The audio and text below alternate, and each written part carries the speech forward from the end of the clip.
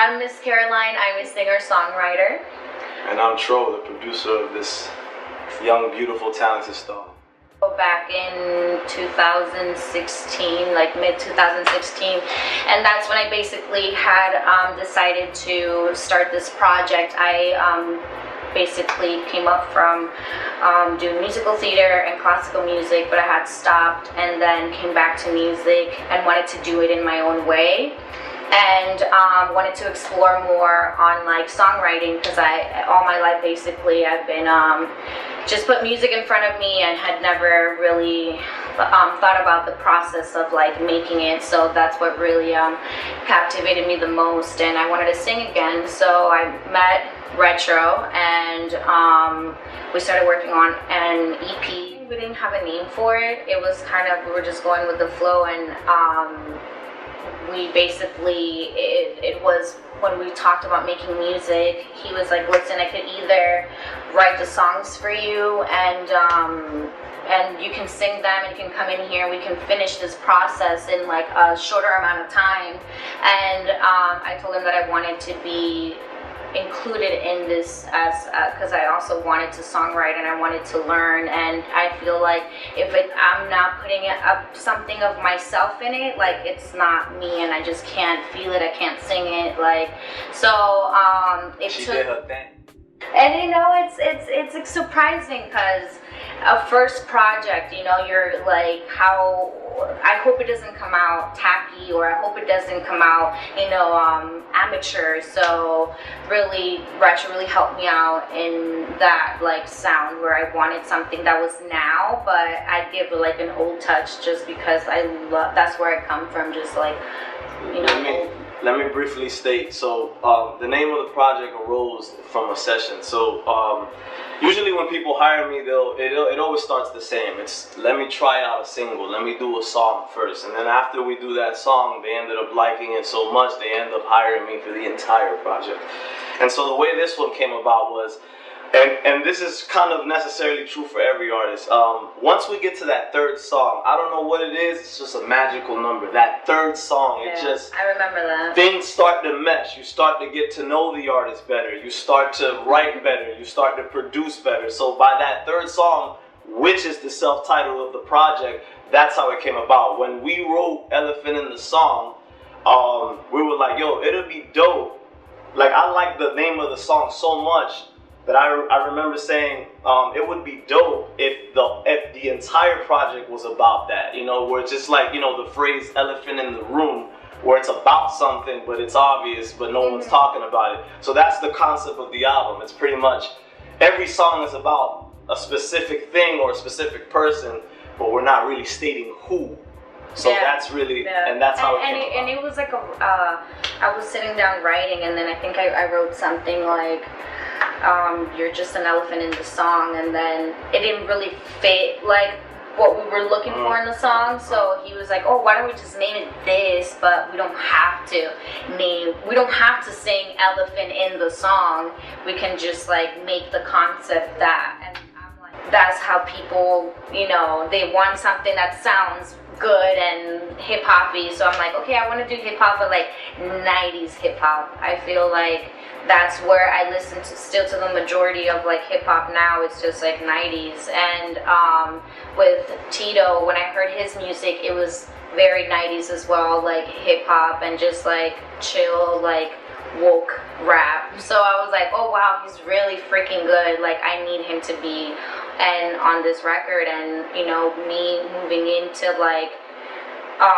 Little Haiti, and then him being like he literally lived like 2 blocks away from me, and I didn't even know this. So, and I appreciate so much, like there's so many conversations with him and me starting this and me calling him and crying like, I can't, oh my god, like how do you do this, like I can't do this, I feel like it's not getting anywhere. And he was like, just trust your process and trust like however many years it has to take for you to finish this project and finally be happy, like, you know, just gotta trust the process. So but yeah, so we collaborated with him, and the song is basically about like that friendship that I had with him. And like it didn't he didn't expect anything from me as like, you know, like I didn't feel like I owed him anything, you know, as a woman, or so it was just like true friendship. And I'm like, okay, I want to make a record about this. So Richard was like, all right, cool. And that's when, yeah, we wrote Homies. And that one, yeah, that one's fun. I love that record. So look out for that one. Look out for that one. And then it's Tito and Shed also. Shed is the second part of the, you know, Wealthy record. Shout out to Wealthy Club. Shout out to Wealthy Club. If I were to categorize this album, I would say it's a mixture of rhythmic jazz, very jazzy. There's a lot of jazz chord progressions, and you know, very organic, but still true to her form. You know what I'm saying? Because she is very, as she stated before, she's very hip hop oriented. You know, one of her favorite artists in general is Lauryn Hill. Yeah. So you know, that tells you a lot to, you know, about her that you need to know. So, you know, I was just trying to capture that, you know what I'm saying? Capture that inner, you know, hip hop, 90-esque, you know, feel, but still incorporating, you know, contemporary music and, you know, jazzy type stuff. So, yeah, so I would say it's a blend of 90s hip hop sequencing with a little bit of jazz. Actually, a lot of jazz. When you talk about, like, because that whole entire project has been that, it has been like a beginning and an end where I had to go through different emotions, and I had to like be really happy at one moment, very doubtful at another moment of my relationship with somebody or myself, and then like finally analyzing the fact that I'm doing better as a person, I'm forgiving, I'm this person now, then dealing with like with death, you know, like my father passing away this past year.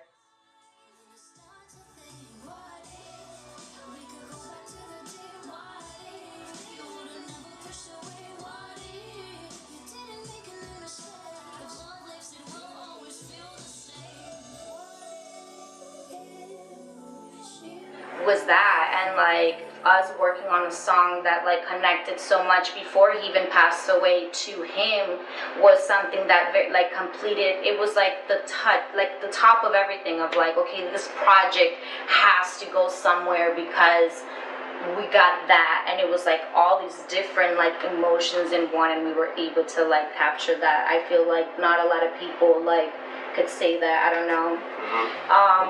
But yeah, I'm like very excited for the project, and yeah, I want to be signed, you know, just like my immigrant humble self sometimes says, I'm just fine with people listening to the music, but yeah, definitely I want to make a living off of this and do great things. So what you really want to do in your life, I feel like time is human made. So we don't really have like a time limit. Like we just have experiences, and we need to get better. And it doesn't matter if we're in our 30s or I'm 26 years old and I'm just starting my music career. So it doesn't have to be like, oh, I'm too old to do this. Oh, you know, nobody's gonna like me out there. Like, you don't know how much relatable you are to people when you're just being yourself and you're really doing what you love. That's greatly put. One final message. My final message would be very simple, and it's directed to all you artists out there. Talent, and there was a point in my life where I thought talent was everything. It's not. And I guess my final point would be, hard work beats talent every time. It beats it every single time. Work hard. You need to want it more than you want to breathe. That's the only way it's gonna happen. There's 7 billion people on this planet. Work. Amen.